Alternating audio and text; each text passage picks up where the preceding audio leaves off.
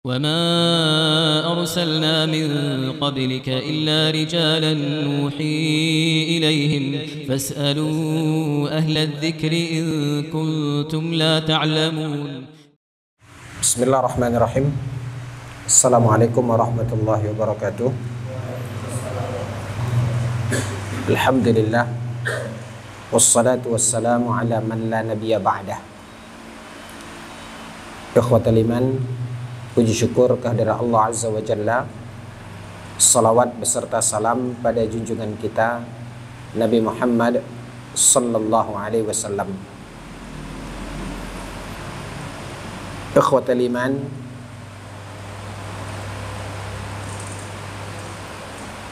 salah satu dari karunia Allah Subhanahu wa taala terbesar yang Allah telah berikan kepada kita adalah nikmat hidayah. Nikmat di mana Allah Azza wa Jalla telah menerangi hati kita dengan hidayahnya, sehingga dengan hidayah Allah tersebut kita menyadari tujuan hidup kita.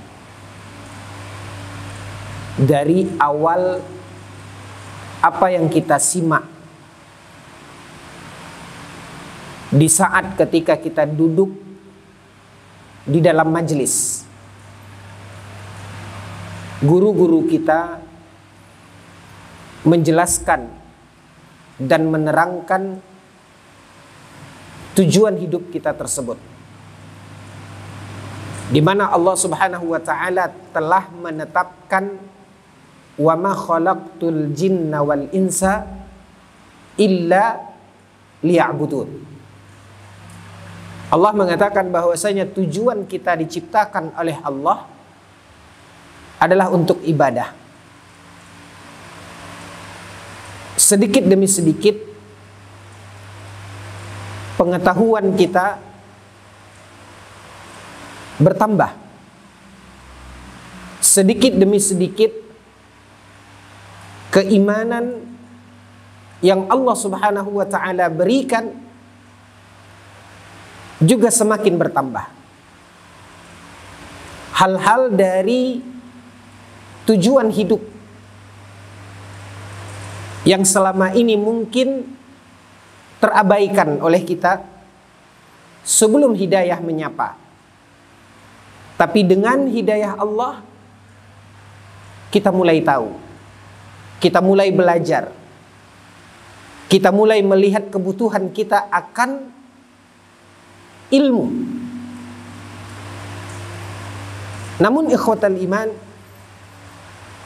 seiring dengan bertambahnya keimanan kita, kesungguhan kita di dalam merealisasikan tujuan hidup tersebut,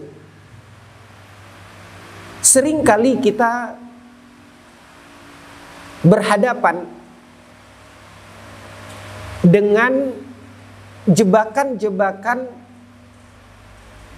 yang selalu muncul dalam perjalanan hidup kita tersebut. Padahal kita menyadari dan telah mensyukuri di mana hidayah telah datang menyapa. Namun selalu saja ada benturan-benturan, ada ganjalan-ganjalan dalam perjalanan itu. Maka ikhwatal iman, a'azzani Allah wa iyyakum, seperti yang dikatakan oleh Nabi sallallahu alaihi wasallam, bahwasanya inna syaitan fi bani Adam yajri majrad dam. Kata Nabi sallallahu alaihi wasallam, sesungguhnya syaitan pada diri kita ini itu berada di setiap aliran darah kita. Ada saja benturan-benturan, ganjalan-ganjalan yang sebenarnya kalau kita melihat itu dengan jujur, maka ikhwatal iman, faktornya ada dua. Ganjalan-ganjalan dan benturan. Setelah Allah Subhanahu wa ta'ala terangi hati kita dengan hidayah, dengan hidayah itu kita menyadari tujuan hidup kita, kita berusaha menambah pengetahuan kita, menambah ketaatan kita, ketakwaan kita, ibadah kita, setelah kita tahu bahwasanya itulah tujuan hidup kita.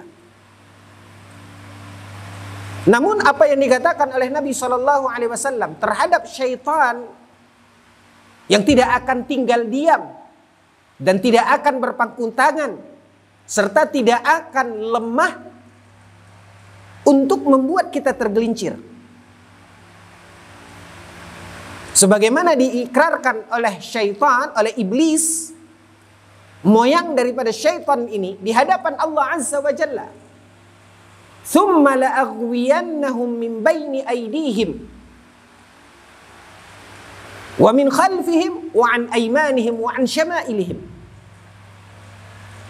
Apa ikrar iblis ketika Allah Subhanahu wa ta'ala murka kepadanya? Maka dia berikrar bahwasanya dia akan berupaya menggoda manusia, membuat manusia tergelincir. Min baini aydihim, dia akan goda dari depan. Ketika dia terhambat dari depan manusia, apakah dia akan cepat pulang kampung? Tidak. Dia masih punya plan yang lainnya. Dari belakang, wa min khalfihim. Ketika pun dari belakang dia berupaya dan ternyata mentah, apakah dia minta cuti dan sebagainya? Ternyata tidak. Wa an aymanihim wa an syama'ilihim. Begitu seterusnya. Berbagai cara dia akan coba membuat bagaimana jalan yang ingin kita tapaki tersebut, kita melangkah dengan sandungan-sandungan dan benturan-benturan, berharap kita patah, berharap kita balik ke belakang. Wal'iyadzubillah. Maka ikhwatal iman azzani Allah wa iyyakum, atas apa yang ada di hadapan kita dari ujian dan cobaan, berangkat dari kesungguhan dan kegigihan iblis untuk membuat kita tergelincir, di sisi lain ikhwatal iman, kita sebagai manusia, kita juga diciptakan oleh Allah Azza wa Jalla memiliki sisi lemah. Maka dari faktor diri kita sendiri, ini juga akan menjadi penghalang dan penghambat. Maka ada dua faktor, faktor dalam dan faktor luar. Faktor dari kelemahan kita yang dikatakan oleh Allah, wa khuliqal insanu dha'ifa. Allah ciptakan kita ini punya sisi lemah. Faktor dari luar, bisikan, rayuan yang selalu ditanamkan oleh iblis, racun-racun itu kepada kita. Yang intinya ikhwatal iman, di hadapan kita akan banyak perangkap-perangkap yang akan membuat kita lemah, yang akan membuat kita tergelincir.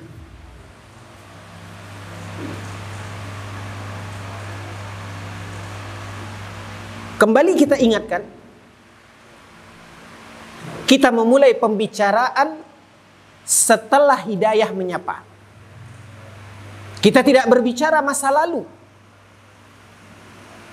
Kita tidak berbicara apa yang kita lalui dan alami sebelum datangnya hidayah dari Allah Azza wa Jalla.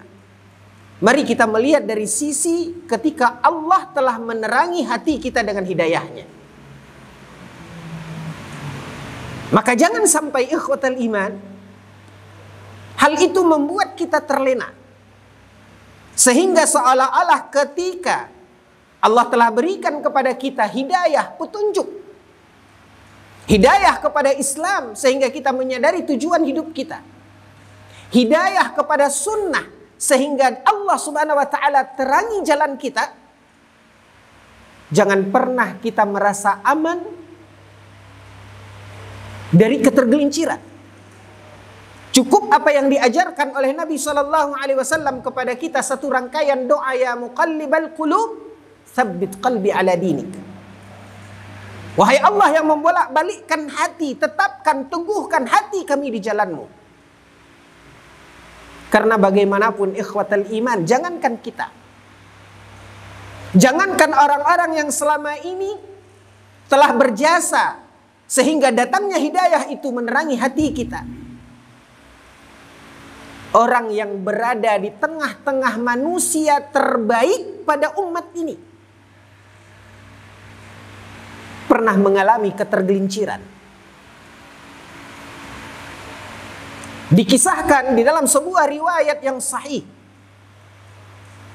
tentang kehidupan seorang yang dahulu termasuk dari generasi awal beriman kepada Rasulullah SAW.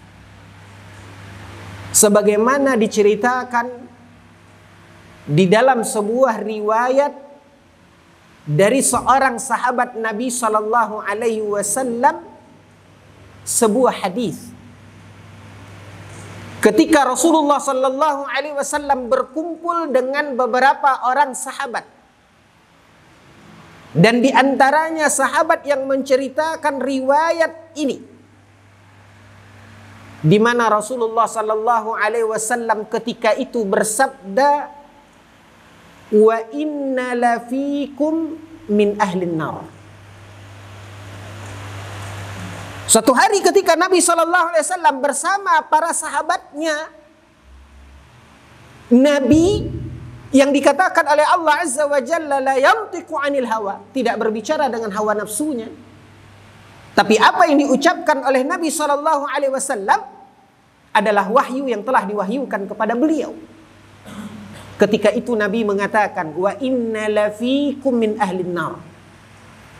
Kata Nabi SAW, sesungguhnya salah seorang di antara kalian ini akan menjadi penghuni neraka. Tanpa Nabi menyebutkan siapa di antara mereka. Maka ini yang membuat takut sahabat yang menceritakan ini. Maka dia mengatakan, dia lihat siapa saja yang ada ketika Nabi mengatakan itu. Dia lihat satu persatu. Dan tentu kekhawatiran terbesar dalam dirinya, jangan-jangan yang disampaikan dan disebutkan oleh Nabi salah seorang di antara mereka itu adalah penghuni neraka, adalah dia. Maka mulailah orang yang hadir saat Nabi SAW mengatakan itu, mereka wafat satu persatu. Dari sekian orang yang hadir, maka mulailah satu persatu wafat. Wa ma mata minhum illa fi khair. Dan tidak ada yang wafat di antara yang hadir ketika Nabi mengatakan bahwasanya ada salah seorang di antara mereka itu yang sebagai penghuni neraka, maka tidak ada yang meninggal satu persatu itu kecuali mereka meninggal di dalam kebaikan. Dan dia mengatakan, dari semua yang hadir itu ikhwatal iman, satu persatu sudah mulai meninggal dunia, dan yang meninggal dunia selalu meninggal dalam kebaikan. Tinggal yang hidup ana wa rajul. Yang hadir ketika itu tinggal saya dan seseorang. Dari sahabat Nabi SAW yang terkenal sebagai orang yang abid, orang yang taat beribadah. Bahkan dia termasuk di antara murafiqin Nabi, Orang yang selalu bersama Nabi, mendampingi Nabi, yaitu seseorang yang bernama Rijal bin Anfawah. Dan sahabat yang menceritakan riwayat ini, sehingga melihat kualitas agama dan keimanan Rijal bin Anfawah yang dia adalah termasuk orang yang selalu mendampingi Nabi, terkenal dengan ketaatan, wara, zuhud, dan segala kebaikan yang ada padanya.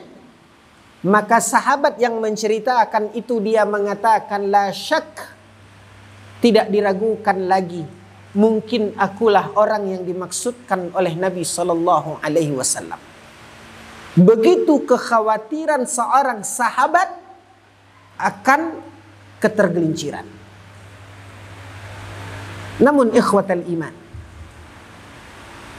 hari berganti minggu, minggu berganti bulan, bulan berganti tahun. Tinggallah dua orang ini sampai wafatnya Rasulullah sallallahu alaihi wasallam. Dan ketika Nabi sallallahu alaihi wasallam wafat, maka kaum muslimin membaiat Abu Bakar As-Siddiq radhiyallahu anhu menjadi khalifah. Dan ketika Nabi sallallahu alaihi wasallam wafat, terjadi fitnah. Dan fahami oleh antum bahwasanya istilah fitnah itu adalah ujian. Fitnah di dalam bahasa Arab itu artinya ujian. Apa fitnah yang terjadi? Bermunculan ikhwatal iman beberapa permasalahan di dalam kaum muslimin. Munculnya orang-orang yang enggan mengeluarkan zakat. Munculnya orang-orang yang mengaku bahwasanya dia adalah seorang nabi. Terkenal di dalam sejarah ada Al-Aswad Al-Ansi, ada Aswad Al-Ansi, ada Musailamatul Kadzdzab. Yang mana mereka mengatakan bahwasanya mereka adalah seorang nabi. Sehingga kemudian ikhwatal iman, hal ini menjadi agenda kerja utama Khalifah Abu Bakar As-Siddiq. Satu persatu masalah diatasi oleh Khalifah Abu Bakar As-Siddiq. Termasuk ikhwatal iman menghadapi fitnah nabi palsu. Maka melihat dari kapasitas ilmu dan kemampuan para sahabat, Khalifah akhirnya mengutus Rijal bin Anfawah untuk menasehati Musailamatul Kadzdzab agar dia rujuk kepada kebenaran, agar dia berhenti dengan dustanya mengatakan dan memproklamirkan dirinya sebagai seorang nabi. Sementara Nabi Shallallahu Alaihi Wasallam adalah khatamul anbiya. Khalifah mengutus dia gambaran kembali tentang bagaimana kedudukannya dalam saf kaum muslimin. Maka akhirnya berangkatlah Rijal bin Anfawah ke daerah Musailamah untuk menegakkan hujjah kepadanya. Dan ketika itu ikhwatal iman, Musailamah didatangi oleh Rijal bin Anfawah. Maka Musailamah menjamunya habis-habisan. Dia dimuliakan, dia dijamu. Lalu kemudian Musailamah mengatakan, wahai Rijal, engkau adalah murafiqin Nabi. Engkau selalu dahulu bersama Nabi Sallallahu Alaihi Wasallam. Aku ingin meminta tolong kepadamu agar engkau mengatakan bahwasanya engkau adalah wasiyun Nabi. Pernah Nabi menyampaikan, bahwasanya Nabi pernah menyampaikan kepadamu bahwasanya aku ini adalah wasiyun Nabi, yaitu orang yang pernah diwasiatkan oleh Nabi. Rajjal ini selalu bersama Nabi. Bisa jadi Nabi memberikan satu mandat kepada Rajjal, menyampaikan sesuatu kepada Rajjal, ya, dan itulah yang dia minta agar Rajjal ini menyampaikan kepada orang-orang bahwasanya Nabi pernah mengatakan sesungguhnya Musailamah adalah wasiyun Nabi, orang yang diwasiatkan oleh Nabi.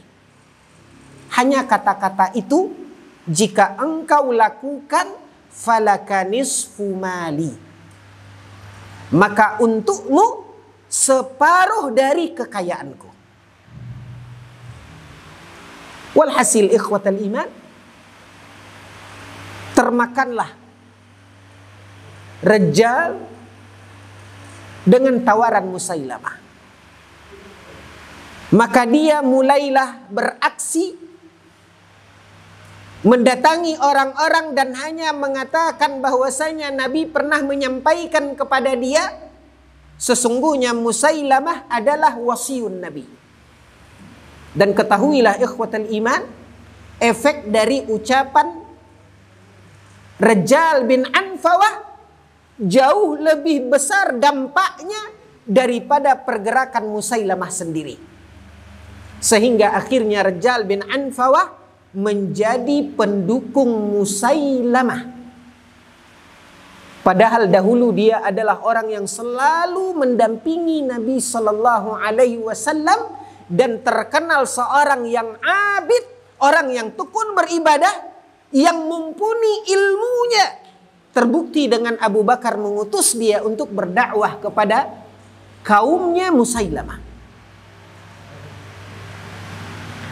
Tapi akhirnya ikhwatal iman tergelincir menjadi pendukung, bahkan menjadi corongnya Musailamah. Bersamaan dengan itu, ketika orang yang diutus oleh khalifah berharap kesadaran dan taubat Musailamah, ternyata dia yang terbawa arus, membuat khalifah geram. Dan akhirnya khalifah mengumpulkan pasukan untuk memerangi Musailamah dan para pengikutnya. Tahukah antum ikhwatal iman, dengan seseorang yang dahulu di dalam sejarah di masa hidup Nabi Sallallahu Alaihi Wasallam dibayar oleh seorang wanita untuk balas dendam atas kematian suaminya di perang Badar, di mana suaminya dibunuh oleh Hamzah bin Abdul Muttalib. Maka ketika terjadi perang Uhud, wanita itu mencari seorang ahli tombak yang dia bayar untuk membunuh paman Nabi Sallallahu Alaihi Wasallam, Hamzah bin Abdul Muttalib, thumma muthil. Kemudian setelah meninggalnya Hamzah bin Abdul Muttalib, dadanya dibelah. Kita pernah mendengar kisah ini dalam peperangan Uhud. Dan ini sangat membuat luka hati Nabi Sallallahu Alaihi Wasallam. Akan tetapi ikhwatal iman, lihat bagaimana Allah Subhanahu wa taala memberikan hidayah kepada orang-orang yang dikehendaki oleh Allah.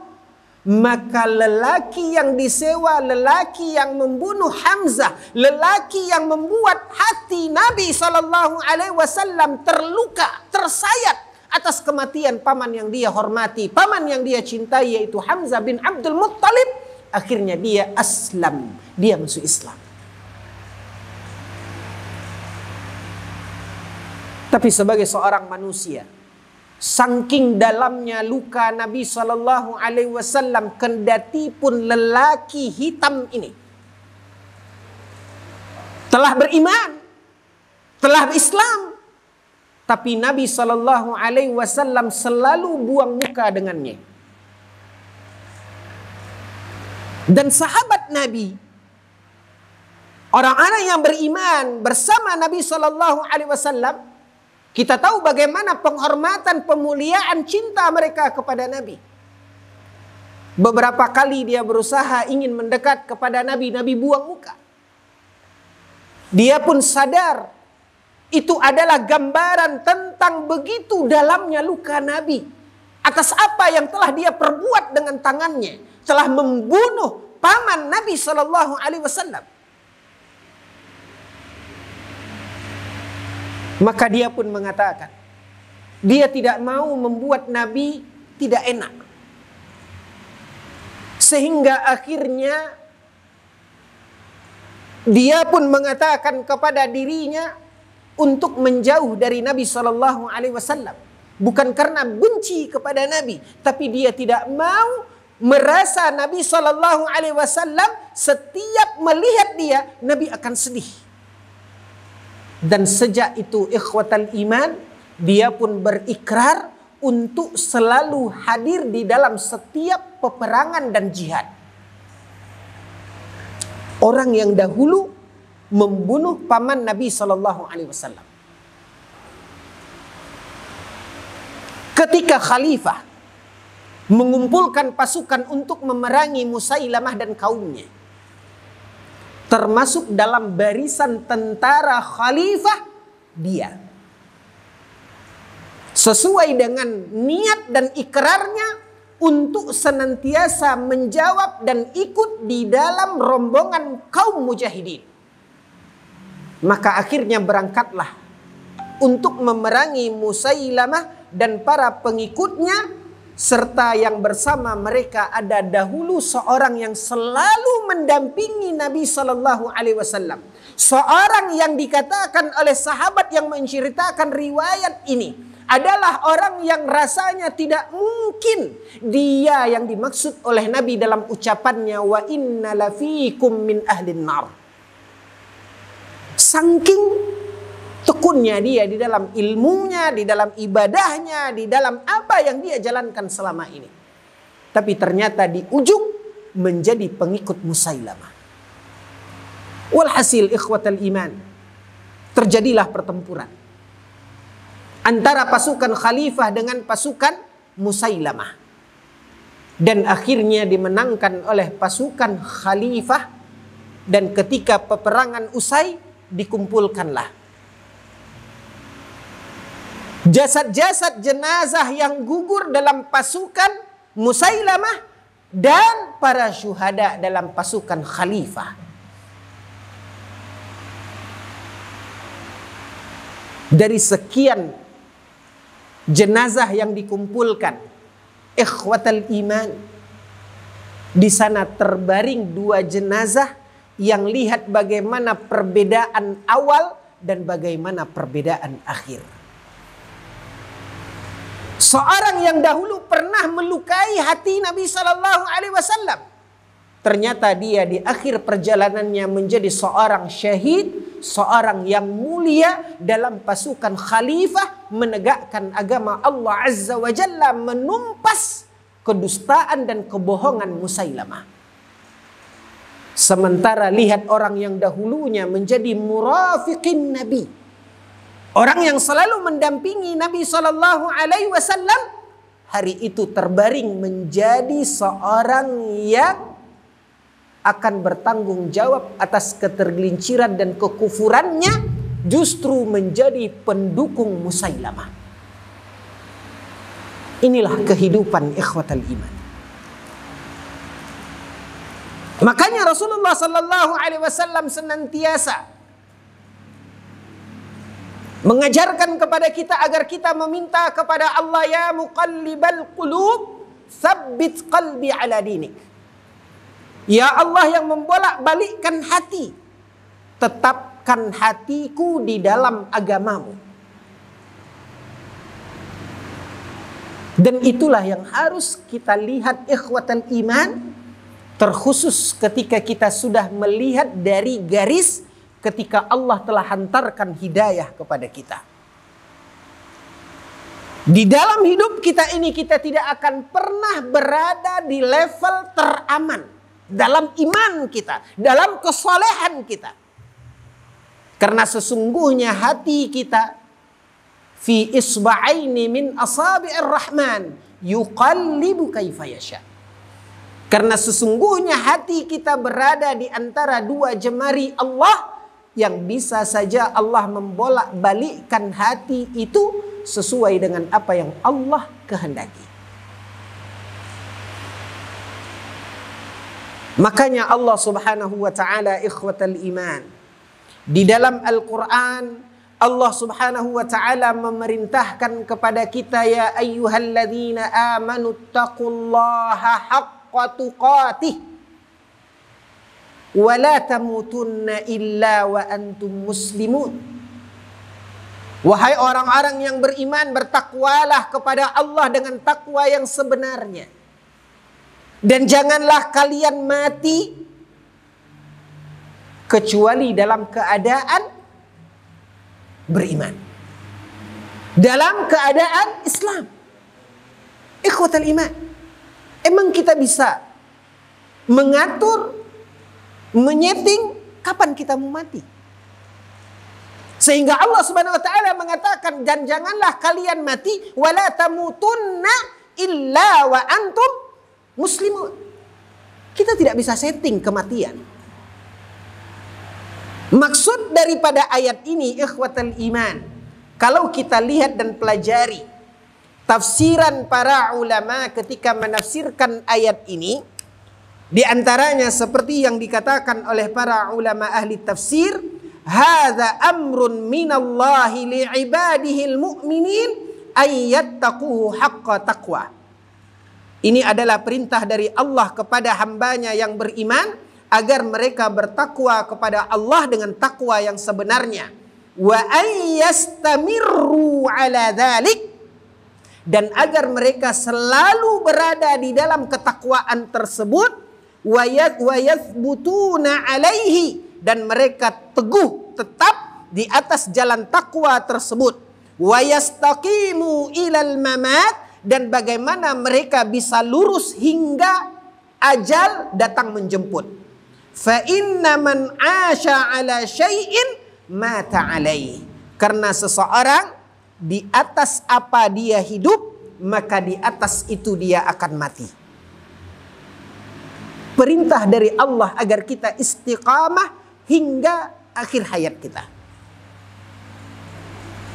Itulah makna yang Allah katakan di dalam ayat ini. Lalu datanglah ikhwatal iman ayat selanjutnya. Allah Subhanahu wa taala berfirman, apa kata Allah? Wa'tasimu bihablillahi jami'an wa la tafarraqu. Wadhkuru ni'matallahi 'alaikum. Apa kata Allah? Berpegang teguhlah dengan tali Allah. Jami'an, seluruhnya. Diawali oleh Allah perintah kepada masing-masing kita agar senantiasa kita bertakwa. Agar senantiasa kita teguh di dalam ketakwaan tersebut.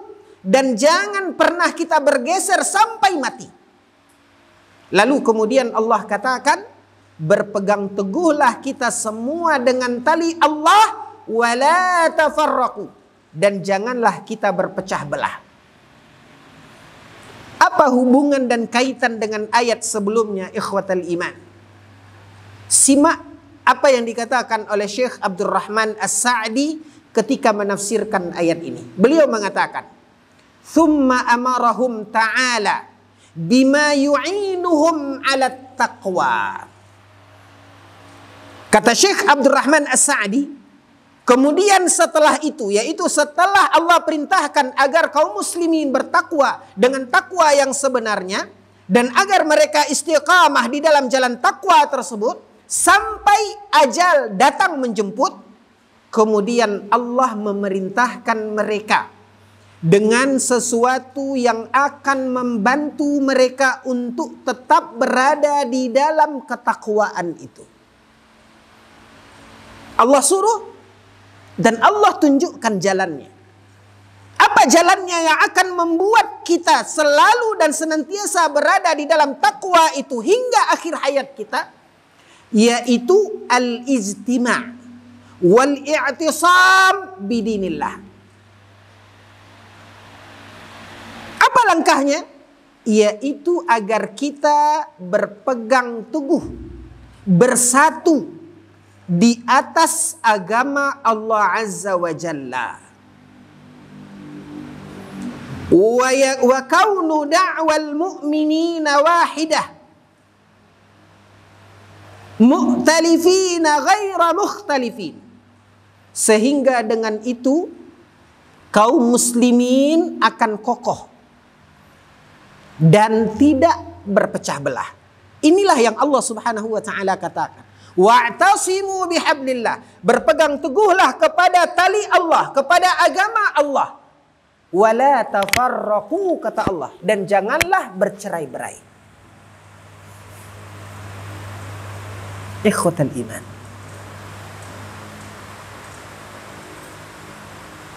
Kebersamaan kita di dalam agama Allah seperti yang dikatakan oleh Syekh Abdul Rahman As-Sa'di adalah langkah dan jalan yang akan membantu kita untuk bisa teguh di dalam ketakwaan hingga akhir hayat kita.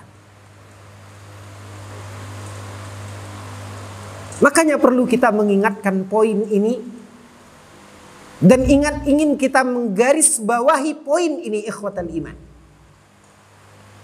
Karena sesungguhnya sebagaimana yang dikatakan oleh Nabi sallallahu alaihi wasallam di dalam sebuah riwayat, telah terjadi pada zaman kita. Apa kata Rasulullah sallallahu alaihi wasallam terhadap iblis dan syaitan yang tadi tidak pernah lemah? Bahkan dia akan berupaya dengan cara dan langkah apapun untuk membuat kita tergelincir. Tapi Nabi SAW pernah mengatakan, ikhwatal iman, sesungguhnya pada kalian, kata Nabi SAW, iblis sudah mulai pesimis. Dan itu bukan karakter asli iblis. Tapi sekarang dia sudah mulai pesimis. Untuk apa? Untuk membuat kalian tergelincir dari agama kalian. Yang tadi dia memiliki beberapa plan. Ketika dia tidak bisa dari plan A, akan ada plan B. Bahkan dia punya plan yang tidak kita sangka, ikhwatal iman. Apa kata Nabi SAW? Ketika iblis mulai lemah, mulai pesimis, dia akan coba menggoyahkan barisan kalian, kata Nabi SAW, fit tahrishi bainakum, untuk menjauhkan hati kalian dengan sesama.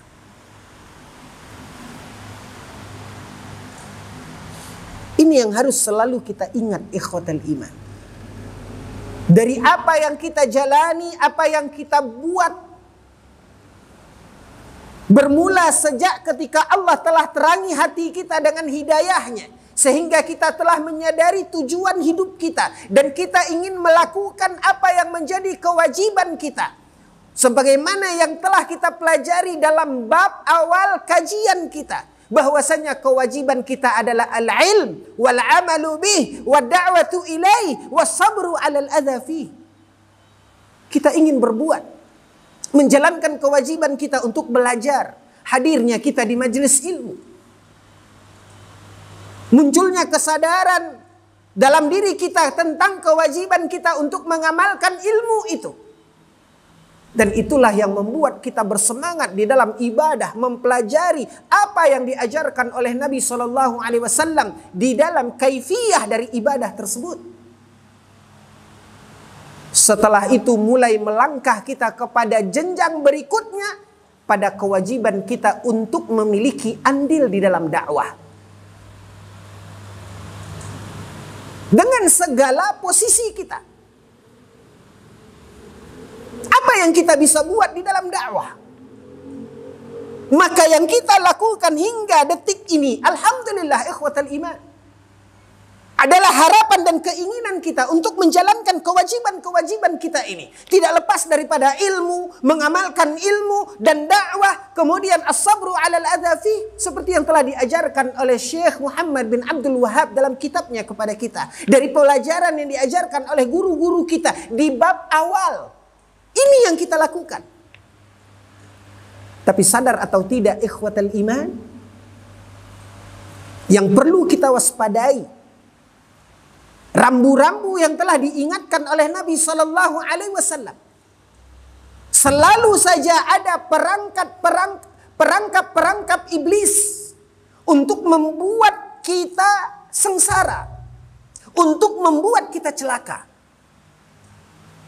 Seringkali, seperti yang di awal kita katakan, tidak lepas dari dua faktor ini. Kalau tidak syahwat, kalau tidak syubhat.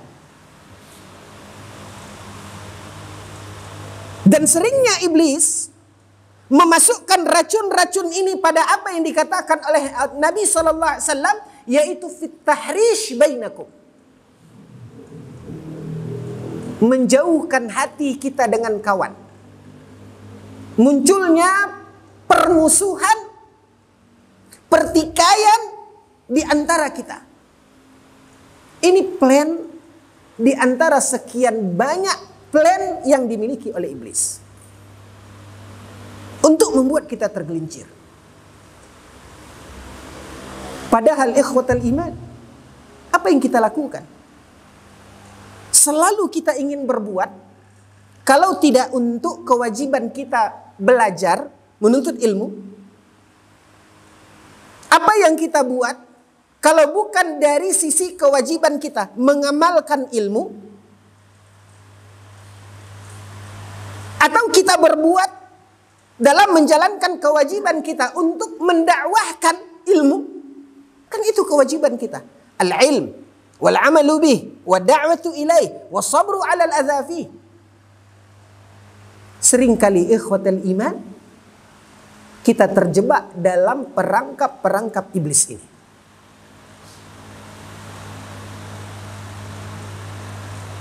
Padahal kalau kita mau menyimak dengan baik dari apa yang kita pelajari dan kita kaji, dari sisi kesadaran kita di dalam ilmu, amal, dakwah, di mana itulah tujuan hidup kita, yang disebut dan dinamakan dengan ibadah. Dan ibadah itu memiliki dua syarat utama, yaitu keikhlasan dan mutaba'ah. Mengikuti tuntunan Rasulullah sallallahu alaihi wasallam. Sehingga kita mulai mempelajari sifat salat Nabi. Menjelang mendekati masuknya bulan suci Ramadan, kita pelajari lagi sifat siam Nabi, sifat qiyam Nabi. Ini langkah yang baik. Tapi perlu kita sadari ikhwatal iman, sesungguhnya Nabi yang kita tauladani, yang kita ittiba dengan beliau di dalam kaifiyah ibadah, Nabi itu juga yang kita harus tauladani dalam akhlak.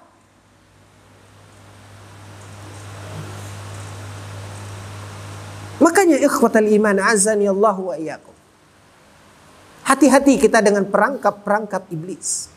Walaupun kita mulai berangkat dari keinginan dan harapan kita merealisasikan tujuan hidup kita ibadah tadi. Ingin ilmu, ingin amal, dan ingin dakwah. Namun kadang-kadang ikhwatal iman, kembali racun, syahwat, dan syubhat. Selalu kita ditunggangi oleh virus yang mematikan.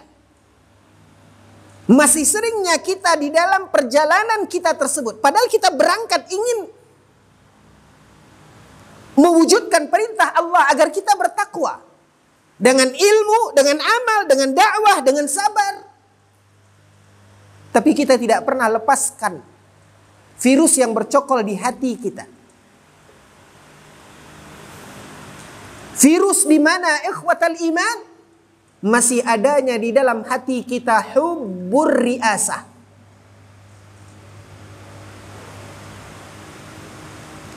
Masih adanya di dalam diri kita hududun nafs. Mementingkan diri kita.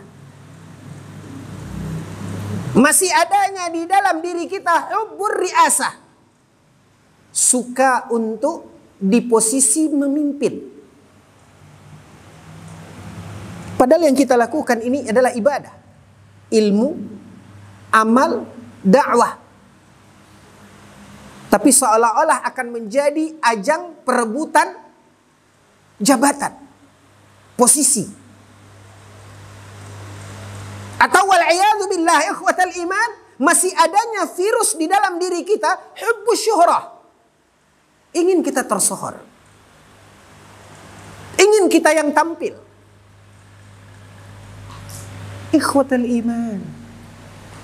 Harusnya kita menyadari bagaimanapun kita berupaya untuk ittiba, jangan lupa pondasi utama ikhlas. Maka ini yang harus kita pilah-pilah ikhwatal iman. Apalagi ketika kita berhadapan bersama, berbimbingan tangan, melakukan apa yang bisa menunjang tujuan tadi.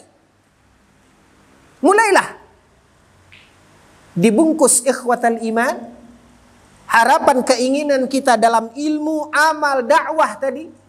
Kita berhadapan dengan hukum yang ada di kehidupan dunia kita.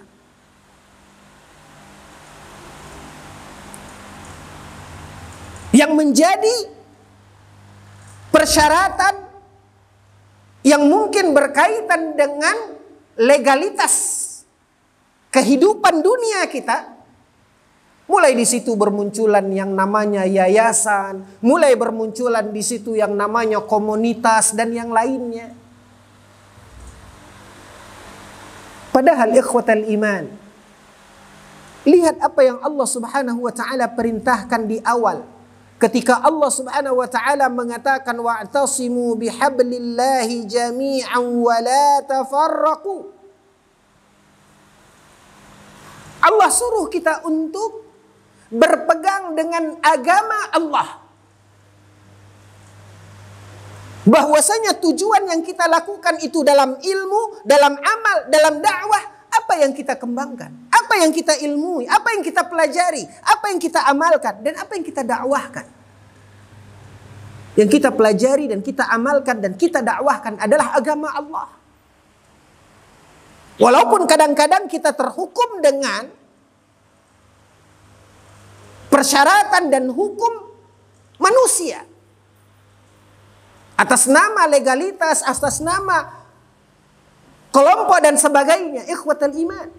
Tapi ketahuilah sesungguhnya apapun yang kita bangun itu, dalam kita belajar, dalam kita beramal, dalam kita berdakwah, tujuan kita adalah agama Allah. Ud'u ila sabili rabbika. Dakwah kita itu adalah mengajak manusia ke agama Allah. Bukan kepada komunitas, bukan kepada yayasan, bukan kepada embel-embel dunia, apalagi kepada kepentingan pribadi. Makanya ikhwatal iman, lewat forum ini, saya ingin mengingatkan diri saya sendiri dan juga kawan-kawan semua tentang kebutuhan kita untuk tajdidun niyah. Perbaharui niat kita. Akan sia-sia apapun tetesan keringat dan darah yang kita kucurkan dalam jalan takwa ini ketika kita jauh dari keikhlasan. Sadari ikhwatal iman, perangkap-perangkap iblis selalu menjebak kita. yang tidak lepas dari kecenderungan syahwat dan syubhat. Syahwat terhadap ketenaran, syahwat terhadap jabatan, syahwat terhadap pujian, wal'iyadzubillah. Maka ikhwatal iman azani Allah wa iyyakum, satu sisi kita tidak bisa lepaskan karena kita hidup di dunia nyata, di mana kita harus dan diharuskan lebih tepatnya untuk memiliki satu wadah yang diakui, yang legal. Tapi ketahuilah ikhwatal iman, legalitas ini apapun namanya, apakah itu lembaga, apakah itu yayasan atau apapun itu hanya sarana. Ibaratnya itu hanya kendaraan ikhwatal iman, bukan tujuan dan bukan misi. Namun kembali kepada kelemahan kita, kembali kepada bisikan dan rayuan iblis yang sudah menanamkan di dalam diri kita masing-masing at-tahrish, kebencian, ketidaksenangan, tersinggung dan sebagainya. Hampir ikhwatal iman tidak ada lagi di dalam diri kita rasa lapang dada kepada saudara-saudara kita. Ketika kita berinteraksi dengan sesama manusia, di mana manusia ini memiliki kelemahan, kesilapan, kesalahan, maka ketika ada di antara kawan-kawan kita yang mungkin berbuat salah, itu adalah suatu hal yang wajar. Syukuri berarti kita masih berhadapan dengan yang namanya manusia. Makanya wajar dia melakukan kesalahan. Tapi ketika ada kesalahan pada saudara kita ikhwatal iman, ingat apa yang dinasihatkan oleh Syekh Abdul Muhsin Abbad dalam risalah kecil beliau. Dan sangat kita sayangkan ikhwatal iman, bagaimana ahlus sunnah ini adalah orang-orang yang dikatakan oleh Nabi ghuraba, orang-orang minoritas yang dianggap asing. Sebagaimana dahulu mereka di awal-awal minoritas dan mereka dianggap asing. Kenapa tidak ada rasa untuk melapangkan hati kita terhadap saudara-saudara kita sendiri?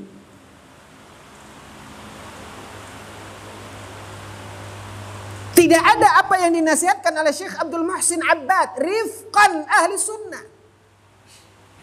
Harusnya kita ini legowo sebagai ahli sunnah. Dengan kondisi yang disebutkan oleh Nabi SAW. Makanya ikhwatal iman, marilah kembali. Seperti yang tadi kita ingatkan, mari kita tajdidun niyah. Mari kita sadari tujuan apa yang kita jalankan ini apa. Apa visi dan misi kita sebenarnya di dalam apa yang kita buat ini. Dalam ilmu, amal, dakwah. Apa sebenarnya yang kita suarakan?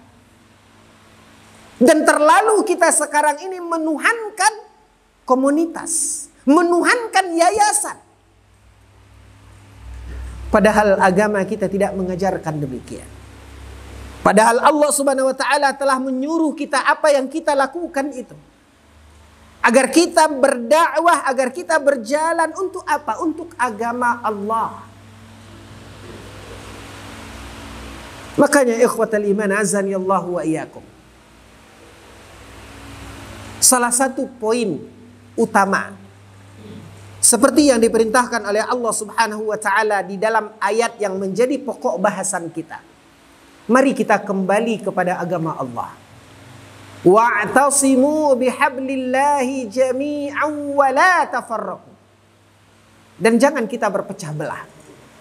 Kalaupun ada masalah ikhwatal iman, antum harus bedakan antara ikhtilaf dengan iftiraq. Antara ikhtilaf dengan iftiraq. Ikhtilaf itu artinya perbedaan pendapat, perbedaan sudut pandang. Para sahabat pun mereka ikhtilaf. para sahabat ikhtilaf. Antum pernah dengar hadis Nabi ketika Nabi mengutus sekelompok sahabat ke Bani Quraidah. Apa kata Nabi? La tusallul asra illa fi Bani Quraidah. Apa kata Nabi? Jangan kalian salat asar kecuali di Bani Quraidah. Itu ucapan Nabi. Ketika para sahabat ini berangkat, dalam perjalanan sebagian mereka mengatakan, Nabi menyuruh kita, kata Nabi, jangan sholat asar kecuali di Bani Quraidah. Ini artinya Nabi menyuruh kita jalan cepat. Pacu kuda kita. Gas. Supaya kita sampai di Bani Quraidah menjelang asar, sehingga kita sholat asar di Bani Quraidah. Ini menurut pandangan sebagian. Apa kata sebagian yang lain? Tidak perlu kita buru-buru. Alon-alon asal kelakon. Syukur-syukur kalau kita sampai sebelum asar. Kalau belum sampai asar, ya lanjutkan perjalanan. Jangan sholat di jalan. Sampai kita ke sana walaupun sudah masuk waktu asar, kita jangan sholat di jalan. Tapi sampai di situ baru kita sholat. Karena Nabi mengatakan, jangan sholat asar kecuali di Bani Quraidah. Para sahabat berbeda pendapat. Sampai mereka kembali bercerita kepada Nabi SAW. Ini baru 2 contoh saja perbedaan. Dia ada lagi perbedaan-perbedaan dalam ucapan Nabi ini, ikhwatal iman. Walhasil apapun itu sampai kepada Nabi SAW dan Nabi tidak mencela satu pendapat pun di antara mereka. Ketika terjadi mani'uz zakah, orang-orang yang tidak mau menunaikan zakat setelah wafatnya Nabi, Abu Bakar berpandangan untuk memerangi mani'uz zakah, memerangi orang-orang yang tidak mau membayar zakat setelah Nabi wafat. Tapi tidak sepakat seluruh para sahabat. Ada di antara para sahabat yang tidak setuju dengan kebijakan Abu Bakar As-Siddiq. Artinya mereka tidak sepakat. Mereka berbeda pendapat. Tapi ikhwatal iman, pada perbedaan pendapat para sahabat itu, ikhwatal iman, tidak menyebabkan mereka iftiraq. Apa arti iftiraq? Terpecah belah. Jadi boleh ikhtilaf. Sahabat lihat, mereka ikhtilaf, mereka berbeda pendapat, tapi tidak sampai berpecah belah.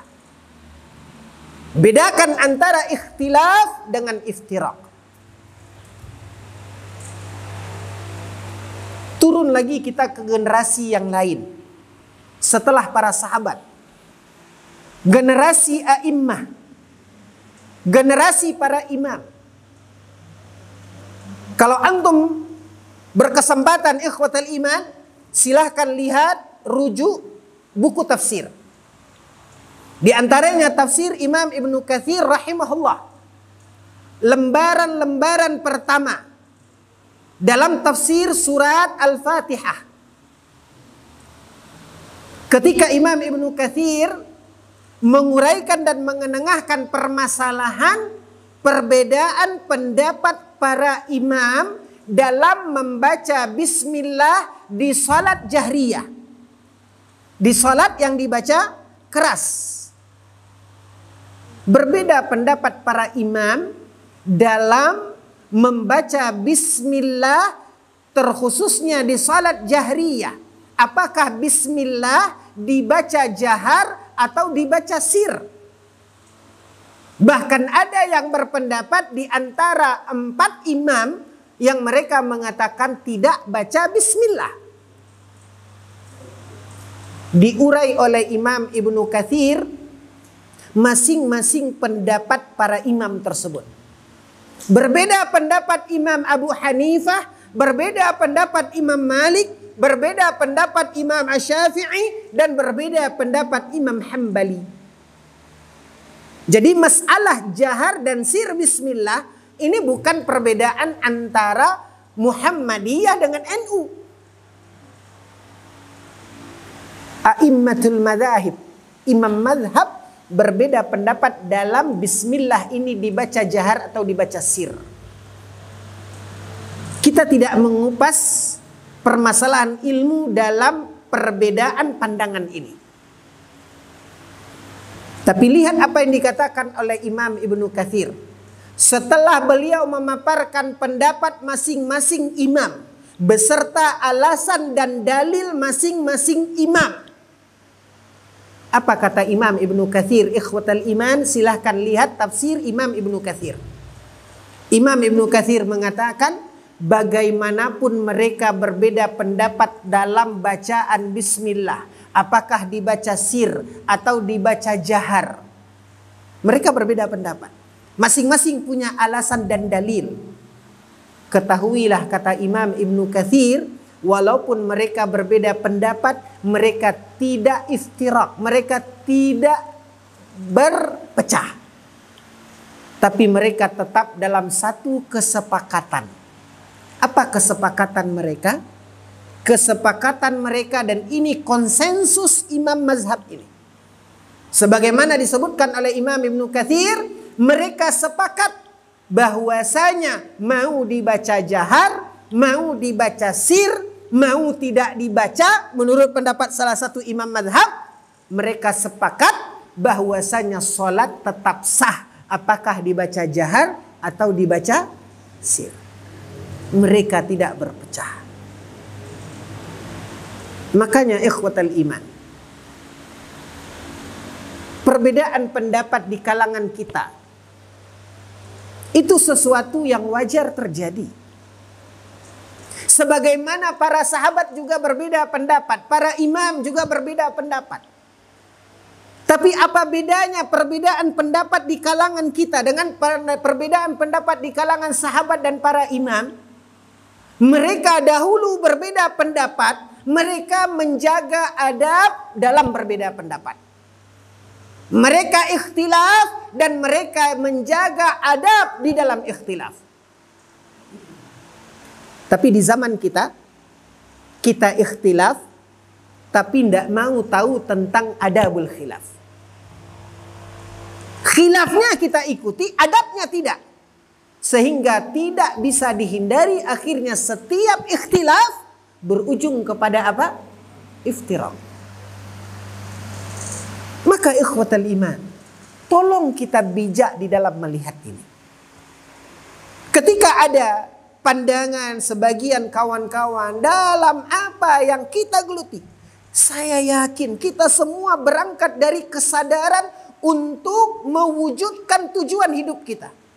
Ibadah, kewajiban kita, ilmu, amal, dakwah, sabar. Selalu ini bab awal ini tidak pernah tamat kita belajar, ikhwatal iman. Saya yakin kita berangkat dari sini. Tapi lihat, hargai. Kalaupun kita memandang saudara kita salah, ikhwatal iman, apa langkah kita kepada saudara kita? Kita tadi telah dijelaskan di dalam ayat Allah mengatakan salah satu yang akan membuat kita istiqamah, istimrar di dalam takwa hingga akhir hayat kita adalah dengan bersatu, berpegang teguh dengan tali Allah dan tidak berpecah belah. Ini yang akan menyebabkan kita istiqamah. Yang Allah tunjukkan jalannya. Anggap ikhwatal iman, menurut pandangan kita, menurut pendapat kita, saudara kita salah. Akhi, apa langkah yang diajarkan oleh para ulama ketika kita menemukan kesalahan? Itu anggap baru pandangan kita melihat dan menilai saudara kita salah. Langkah awalnya ikhwatal iman, para salafus saleh ketika melihat itu pada saudaranya, mereka selalu berusaha untuk memberikan mubarrirat. Apa itu mubarrirat? kedepankan mungkin saudara kita ini punya apa? Punya alasan.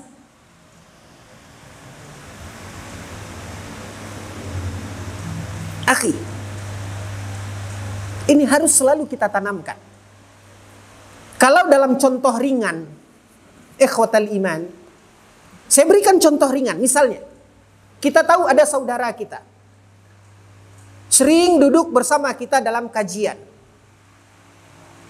Satu hari, orang yang antum kenal baik, orang yang antum kenal di majelis, satu hari dari kejauhan antum melihat dia sedang berjalan dengan akhwat, padahal dia masih jomblo. Apa yang terbersit di hati antum?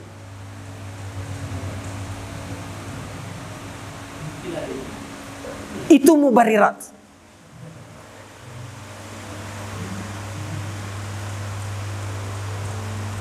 Selalu yang ada muncul reaksi pertama kita apa? Mak, ngaji. Nah, kan gitu. Jangan-jangan ini STMJ. Sholat terus maksiat jalan. Jangan-jangan itu yang muncul. Sadarkah kita apa yang dikatakan oleh Allah, ya ayyuhalladzina amanu ijtanibu katsiran minadh-dhann? Wahai orang-orang yang beriman, jauhi prasangka. Guru-guru kita mengatakan dosa itu ikhwatal iman itu bak lokomotif. Yang namanya lokomotif itu tidak jalan sendiri. Pasti akan ditambah dengan gerbong-gerbong.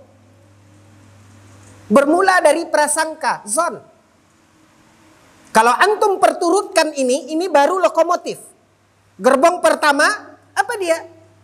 Apa kata Allah Subhanahu wa taala? Ya ayyuhalladzina amanu ijtanibu katsiran minadh-dhann inna ba'dadh-dhanni itsm. Prasangka, ini lokomotif. Ada kemungkinan gerbong menempel di lokomotif tadi. Apa kata Allah? Wala tajassasu. Jangan mencari-cari kelemahan. Pasti ketika antum berangkat dari zon tadi, mulai antum kepo.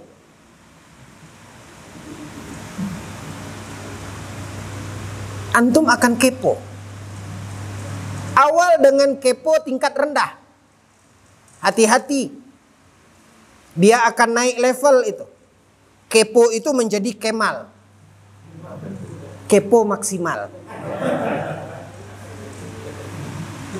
Tajassus. Mulai antum lihat apa?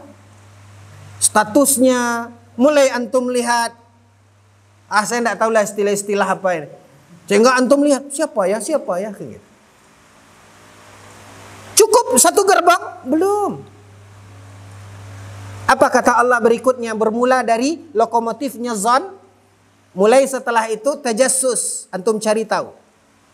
Mulai mencari-cari kelemahan dia. Lalu apa kata Allah? Wala yaghtab ba'dukum ba'dha. Apa gerbong kedua? Tidak akan tersimpan di sini. Ya. Apa yang berputar dalam prasangka itu ikhwatal iman, ini angin kotor. Seperti angin kotor yang berkumpul di perut kita.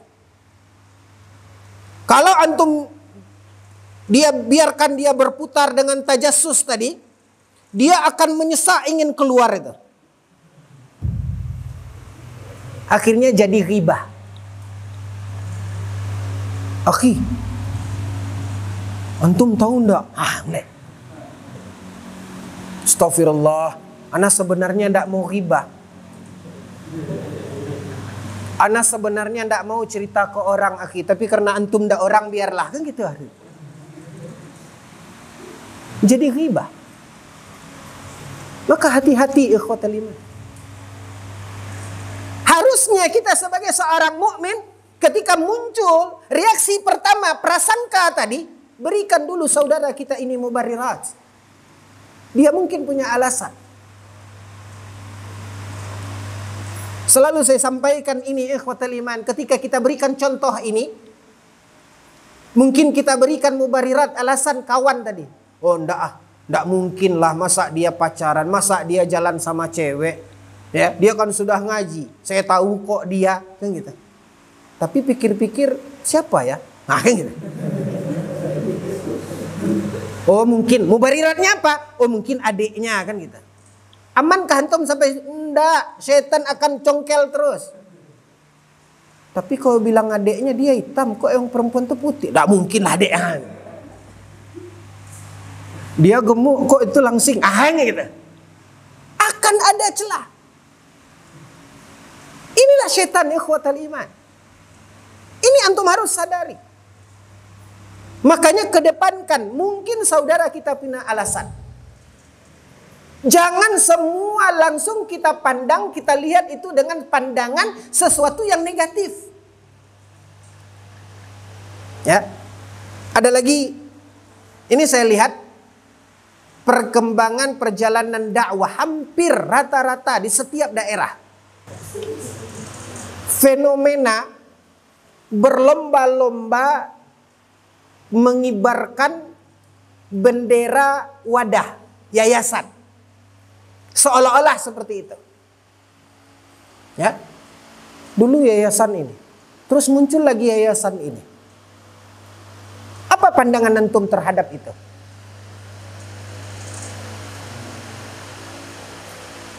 Kalau antum melihat, jika masing-masing ini loh tujuannya. Tujuannya dakwah ilallah. Tapi mungkin masing-masing butuh apa? Legalitas. Pandang itu sebuah kendaraan. Ya. Yang lucunya, ada juga yang menanggapi seperti ini. Ini contoh saja. Saya wallahu ta'ala alam. Ya. Tapi ini contoh saja.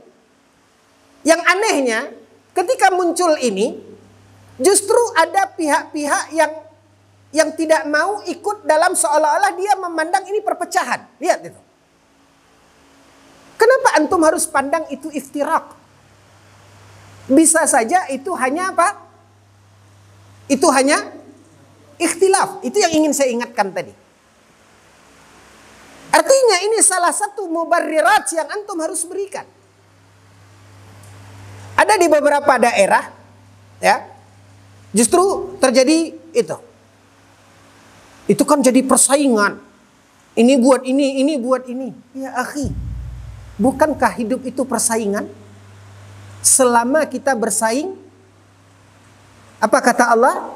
Fastabiqul, kan gitu. Oh enggak, saya enggak mau. Kenapa? Karena antum memandang itu iftirak. Padahal bisa jadi itu hanya apa? Ikhtilaf. Sadar atau tidak ikhwatal iman, ketika antum sikapi dan pandang itu iftirak, sehingga anda tidak mau ke sini karena anda menjaga ini, anda pun tidak mau ke sini karena anda menjaga ini. Sadar enggak antum? Antum justru pecahan ketiga jadinya. Faham enggak? Sadar atau tidak? Makanya jangan alpa kita di setiap langkah itu.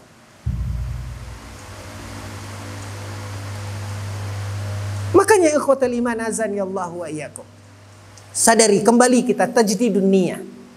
Tajdidun niyah. Syekhul Islam Ibnu Taimiyah mengupas masalah tajdidun niyah ini. Selalu diingatkan perlunya kita kontrol niat kita kembali. Ya.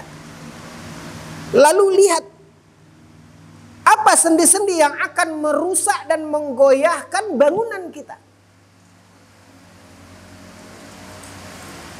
Kemudian jauhi apa yang telah diingatkan oleh agama kita. Akhil karim, ketika terjadi perbedaan pendapat, apa kata Allah? Fa in tanaza'tum fi syai'in farudduhu ila Allah war Rasul. Kalau ada perselisihan di antara kita, kembalikan kemana? Pada Allah dan kembalikan kepada Rasul. Kembalikan kepada dalil. Fas'alu ahla dzikri in kuntum la ta'lamun. Perlunya bimbingan. Orang-orang yang mungkin Allah Subhanahu wa taala lebihkan pengetahuan dan ilmu bagi mereka. Tanya. Dan yang terpenting dalam diri kita ikhwatal iman, fahami yang tadi. Jangan lihat setiap ikhtilaf itu iftiraq. Perlu lagi kita menambah ilmu kita untuk kita mengenali mana bagian-bagian usul, mana bagian-bagian pokok, dan mana bagian-bagian yang menjadi furu'. Kadang-kadang tidak jelas bagi kita membedakan mana yang usul, mana yang pokok, mana yang cabang. Bahkan kadang-kadang perbedaan dalam masalah fiqhiyah ini menjadi pemicu terjadinya iftiraq. Sudah ikhwatal iman. Selama kita berada di dalam koridor kebenaran, di dalam koridor al-haq, maka mari kita untuk rifqan ya ahlus sunnah. Mari kita kedepankan alasan-alasan, berikan. Mungkin saudara kita punya alasan. Dengan itu ikhwatal iman, maka kita bisa selalu menjaga ukhuwah kita, dan mari kita berlomba-lomba di dalam kebaikan. Ya, mari kita berbuat, berlomba-lomba di dalam kebaikan, karena kita semua berangkat dari apa yang telah kita sadari setelah Allah berikan hidayah kepada kita. Kita ingin kok sama-sama wujudkan tujuan hidup kita, yaitu berubudiyah kepada Allah Azza wa Jalla. Kewajiban kita di dalam menjalankan itu dia tadi. Bab awal dalam pelajaran usul thalatha dari kitab Syekh Muhammad bin Abdul Wahhab. I'lam rahimakallah annahu yajibu alaina ta'allumu arba'i masaila al-ilm wal-amalu bihi wad-da'watu ilaih. Ini bab pertama yang tidak pernah selesai dan tamat kita mempelajari. Kembali ke situ. Kemudian ikhwatal iman, campakkan atribut-atribut syaitan itu, campakkan. Tanggalkan huzuzun nafs, tanggalkan misi-misi pribadi itu. Kadang dendam kita, tidak enakan kita, masalah kita secara pribadi dengan saudara kita, berujung akhirnya menjadi iftiraq di dalam dakwah kita. Harapan dan keinginan kita untuk hubbus syuhrah, supaya kita yang ditonjolkan, supaya kita yang mendapat posisi hubur riasah. Nas'alullah as-salawata wal afiyah. Makanya ikhwatal iman, ada satu doa yang jangan pernah kita lupakan dalam setiap munajat kita. Dan itu sangat kita butuhkan, terutama kita yang hidup di akhir zaman ini. Nabi SAW mengajarkan kepada kita, Allahumma ati nufusana taqwaha wa zakkiha anta khairu man zakkaha. Ini doa yang sangat bagus diajarkan oleh Nabi SAW, yang sangat kita butuhkan hari ini. Allahumma ati nufusana taqwaha. Ya Allah, curahkanlah ke dalam hati kami ketakwaan. Wa zakkiha, dan sucikan, bersihkan hati kami ya Allah.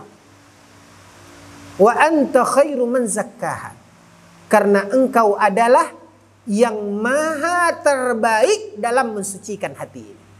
Mudah-mudahan ikhwatal iman, Allah Subhanahu wa taala senantiasa meluruskan niat kita di dalam menjalani kebaikan ini.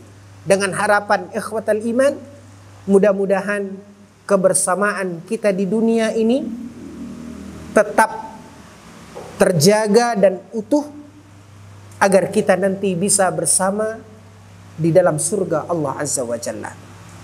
Mungkin ini ikhwatal iman, dan selalu kita ucapkan kepada saudara-saudara kita dan teman-teman kita, dan saya mengawalinya untuk mencontohkan kepada antum apa yang juga dahulu selalu dijalankan oleh para sahabat ridwanullahi alaihim ajma'in. apa yang dijalankan oleh para a'immatul huda ketika mereka selalu mengucapkan dengan sesama mereka, dengan teman-teman dan sahabat mereka. Mereka selalu mengatakan, ana uhibbukum fillah. Maka ketika saudara kita mengucapkan itu, dia tunjukkan dan dia ucapkan cinta dia kepada kita karena Allah, maka jawablah, ahabbakallah alladhi ahbabtani fi. Semoga Allah yang karenanya engkau mencintai aku, semoga Allah juga mencintaimu. Wallahu ta'ala alam. Wa sallallahu ala nabina Muhammad wa ala alihi wa sahbihi wa sallim.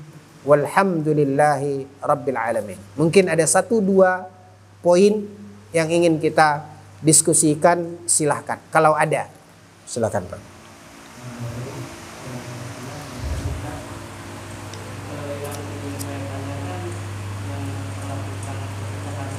Ya.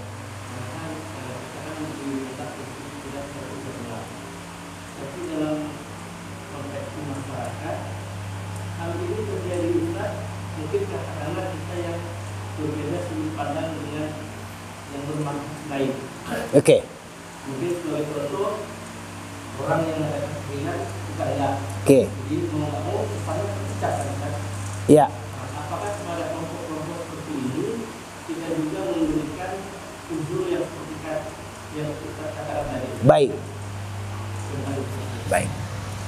Ikhwatal iman. Kadang kita yakin dalam kebenaran yang kita jalani. Karena kalau kita tidak yakin, kenapa kita mengamalkannya? Kenapa kita menjalankannya? Kan begitu. Berarti sesuatu yang berbeda dengan yang kita yakini dan kita alami ini, kalau ditanya kepada kita, salah apa benar?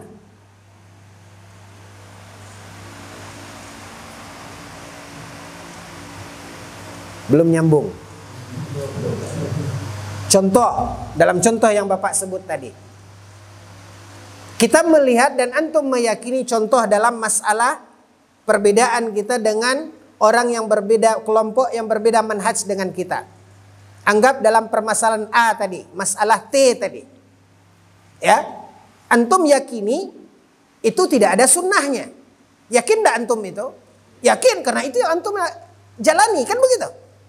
Kenapa antum tidak melakukannya? Karena antum yakin itu tidak ada syariatnya, tidak ada sunnahnya. Sementara ada kelompok yang berseberangan dengan kita, mereka meyakini itu sebuah kebenaran. Kalau ditanya kepada antum, mereka ini salah apa benar? Antum akan spontan menjawab dengan mantap menjawab mereka apa? Salah. Kenapa mereka salah? Karena mereka melakukan sesuatu yang tidak ada tuntunan. Sesuatu yang tidak ada sunnah. Berarti yang mereka lakukan itu bertentangan dengan sunnah.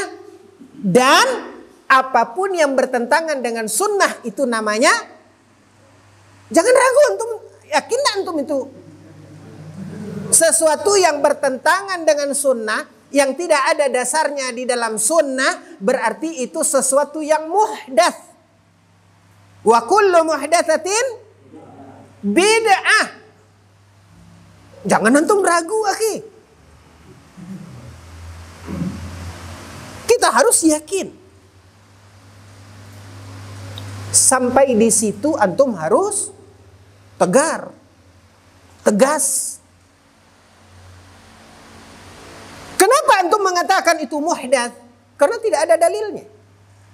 Karena bertentangan dengan apa yang diajarkan dan diamalkan oleh Rasulullah dan para salafus saleh. Tsumma alladzina yalunahum, tsumma alladzina yalunahum. Generasi yang direkomendasikan oleh Nabi sallallahu alaihi wasallam. Tapi ikhwatal iman, yang antum harus garis bawahi adalah orang-orang yang melakukan hal yang muhdats tadi. Hal yang bertentangan dengan sunnah tadi. Atau kalau boleh kita dengan vulgar kita mengatakan orang yang melakukan bid'ah itu. Tidak semuanya spontan bisa antum hukum sebagai ahlul bid'ah? Jelas perbuatannya itu tadi apa? Antum jangan ragu untuk mengatakan itu bid'ah, harus yakin. Tetapi ikhwatal iman, untuk menetapkan orang-orang yang melakukan ini spontan, langsung kita mengatakan kontan, Pak. Tidak pakai kredit. Langsung kita katakan mereka ini ahlul bid'ah. Ini tidak boleh. Kenapa? Karena harus antum tinjau. Bisa saja di sana masih ada mawani'.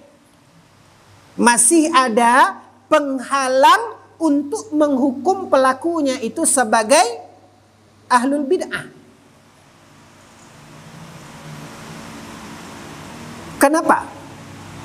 Karena tidak semua orang yang melakukan bid'ah layak dikatakan sebagai ahlul bid'ah. Tidak semua orang yang melakukan perbuatan kufur layak untuk dikatakan kafir. Bisa jadi, dan inilah salah satu mubarirat. Kalau yang Bapak tanyakan tadi, apakah masih diminta kepada kita untuk memberikan alasan kepada orang-orang yang jelas berbeda manhaj? Ikhwatal iman, ini adalah saudara kita dari kalangan mukmin. Innamal mu'minuna ikhwah.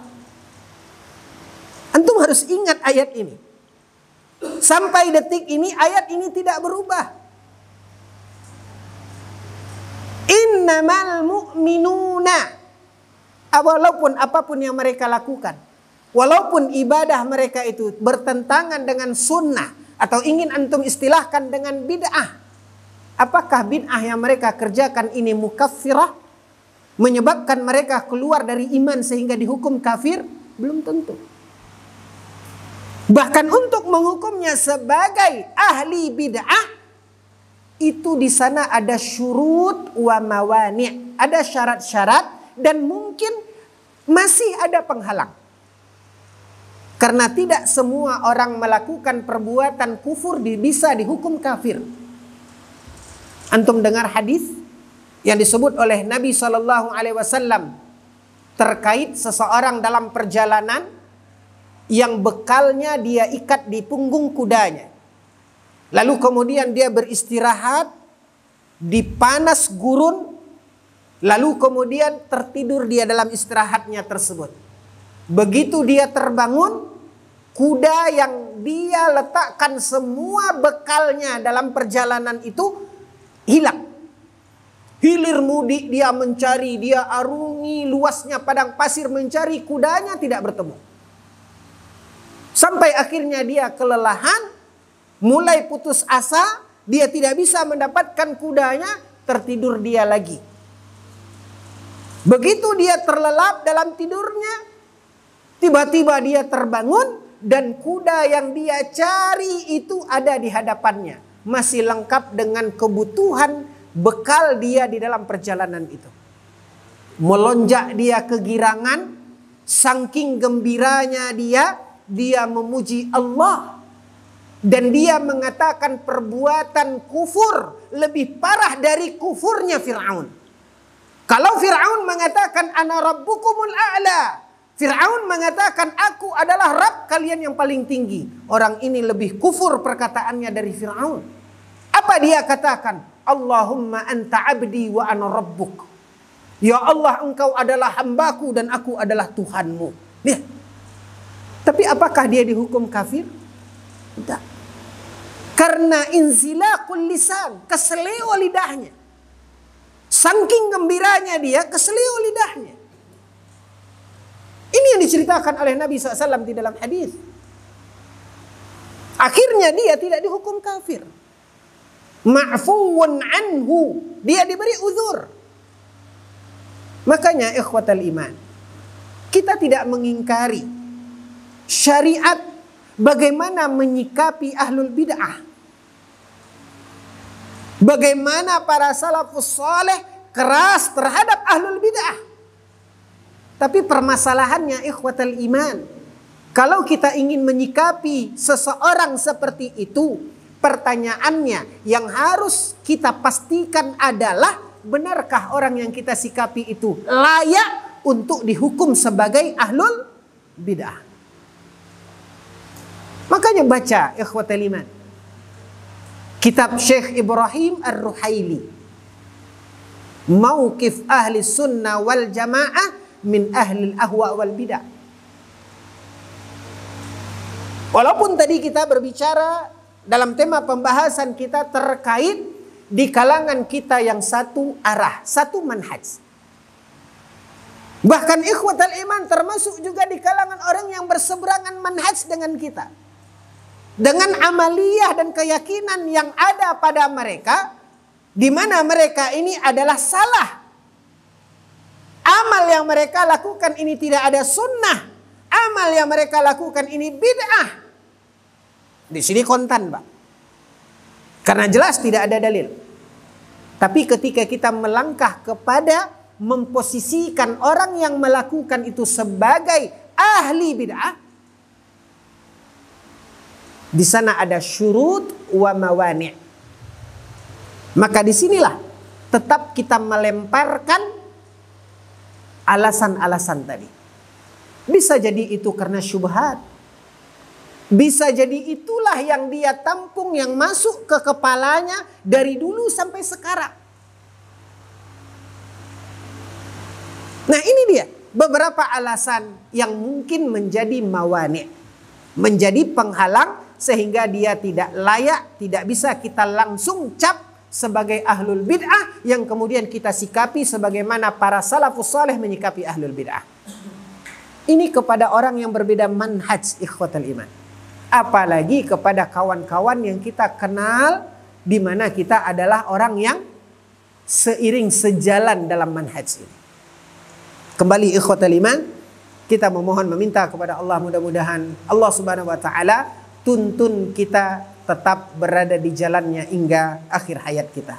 Waktu juga yang membatasi kita, mohon maaf atas segala kekhilafan dan kekurangan. Kita akhiri dengan doa kafaratul majlis. Subhanakallahumma bihamdika asyhadu an la ilaha illa anta astaghfiruka wa atubu ilaik. Wassalamu alaikum warahmatullahi wabarakatuh.